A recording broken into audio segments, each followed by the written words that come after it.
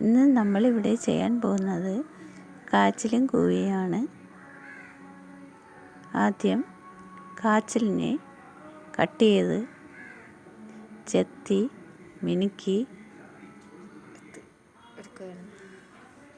മിനുക്കി എടുക്കുകയാണ്. എന്നിട്ട് ആദ്യം കൂവയെ കഴുകി എടുക്കുക. എന്നിട്ട് കാച്ചിലിനെ കട്ട് ചെയ്യുക. കട്ട് ചെയ്തിട്ട് അതിനെ വേവിക്കാൻ അടുപ്പത്ത് വയ്ക്കുക. എന്നിട്ട് തീ കത്തിക്കുക. എന്നിട്ട് നമുക്ക് കാന്താരി മുളക് പറിക്കാൻ പോകാം. കാന്താരി മുളകും ഉള്ളിയും ഉപ്പും ജീരകവുമായിട്ട് അരച്ചെടുക്കുക. എന്നിട്ട് കാച്ചിലും കൂവയും വെന്ത് കഴിഞ്ഞു. ഇനി കാന്താരി മുളക് ചമ്മന്തിയും കൂടി വച്ച്